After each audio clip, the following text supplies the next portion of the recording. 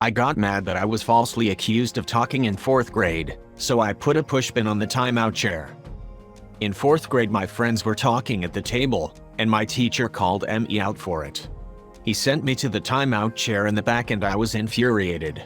Of course he would blame the black kid. Lol, seriously though, I was pissed off and grabbed one of those gray pushpins with the round back and placed it on the chair. I went to the bathroom after putting it down, not really thinking about what I've done. While walking back to the classroom in the hallways, I hear a aholic coming from my classroom. Almost sounded like Arnold Schwarzenegger moaning.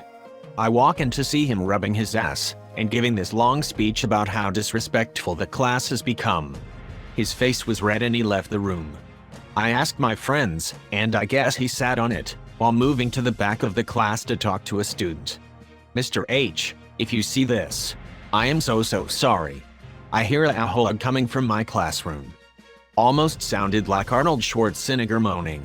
This is the hardest I've laughed all week. Thank you.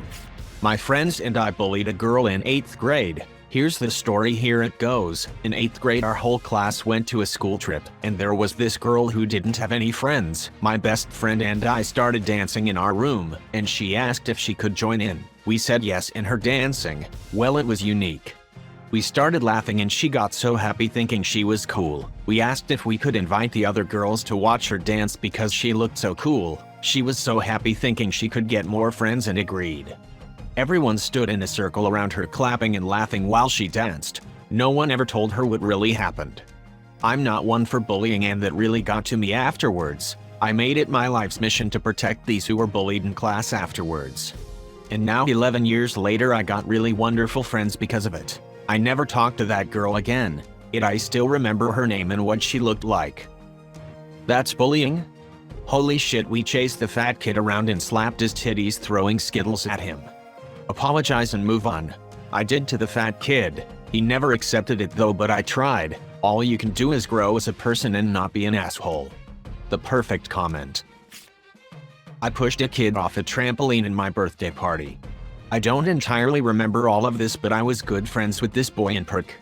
At my 4th or 5th birthday party, all of us kids were on the trampoline in my backyard, and I saw him leaning over as if he was looking at something. I don't know what caused me to do this, but I ended up pushing him off, and he ran off crying. He told his parents I pushed him off, but I lied and said he fell. I don't remember what happened after that, but I remember he never spoke to me again after that. Just to clarify, I'm not a heartless psycho, and I still feel so bad about it to this day.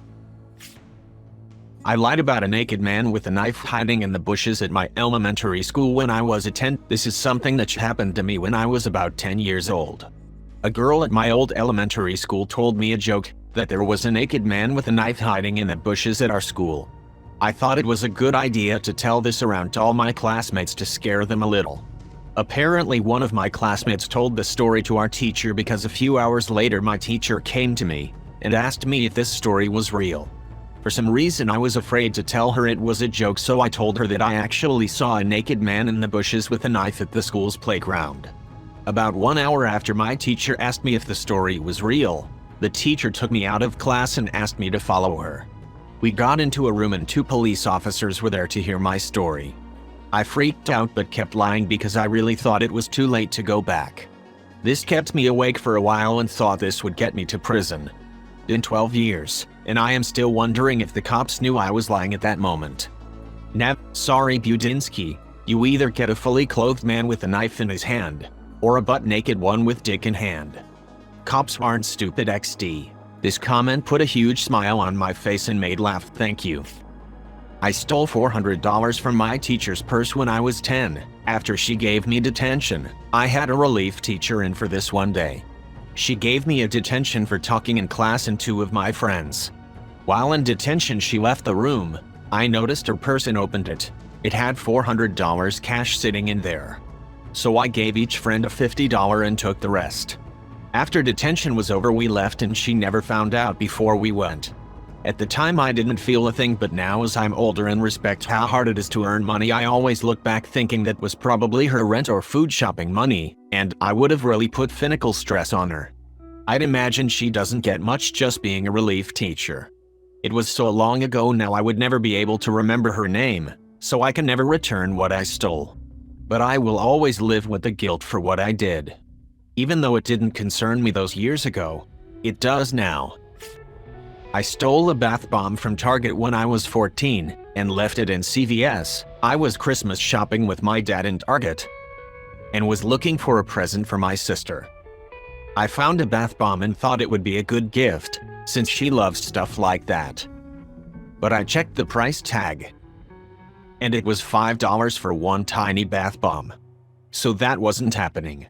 Right before we checked out, I was making sure that I had put back everything I didn't want. I thought of the bath bomb. Did I put it back? It wasn't in the cart, so I must have? I didn't really think much of it. After Target, my dad wanted to go to CVS as it was mid-December. It was very cold, so I reached into my jacket pocket to get my gloves and felt something hard and round. It was the bath bomb. I was silently freaking out as I walking towards CVS, my hand still in my pocket. I obviously couldn't return the bath bomb. We weren't going to be going to Target again for a while. But I couldn't take the bath bomb home. My parents would question where I got it.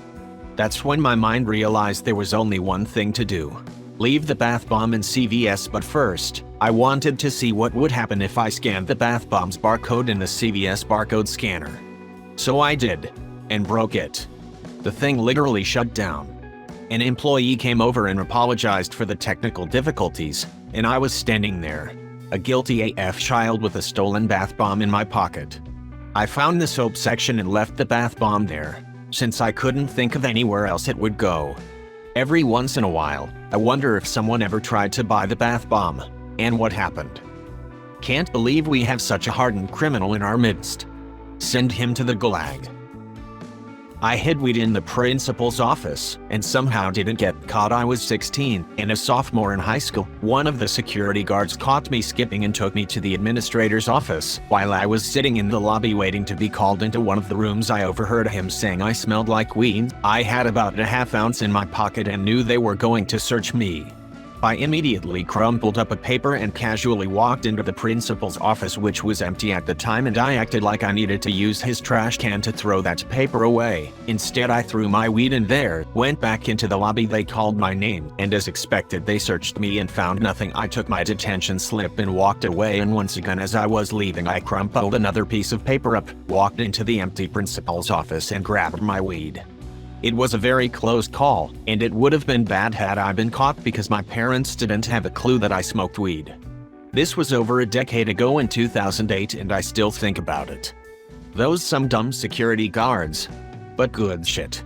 My heart would have been racing. I don't think they got paid enough to care, but yeah, I thought the same thing, lol. I've stolen $35 from my friend's envelope at the birthday party. It was about 4 years ago, during my classmate's 18th birthday party. As an invited guest, obviously I brought gift, but in the middle of the party, OFC, I was drunk, but I knew what I was doing. I sneaked to a place where all gifts were stored. I knew that is bad, but anyway, I have stolen $35 from an envelope, which was one of my friend's presents. Next morning, she asked if anyone have taken it. I did not confess. I regretted, but I know it does not matter. At my 18th, I had a relatively expensive eyeshadow palette plus $100 from a card go missing from my room, where I kept all the presents. It's been years and I'm still salty. Think you can trust your friends? Nah fam, never had a birthday party after that. My friend hosted a party where some bitch lifted 2 ABH palettes, all of her lipsticks, too, and the credit cards of some people who had left their bags in that room. Ms. Thief then went online shopping the next day and used the stolen cards to order stuff to her house. At least her stupidity saved the police some tax money, I guess. I am a 14-year-old Scottish alcoholic and have been for a year. It all started when I was at a Halloween party in 2018 and I had just been dumped. My friend then offers me beer to help me with my sadness, and I thought I might as well. Although I found it bitter, I decided to have another and another. The night was hazy, but I did remember one beer to be very sweet, like a soda. I have had a beer pretty often every week, and I am struggling with depression. Sometimes I even fantasize about taking my own life, but then remember my mom would feel sad. Please help me.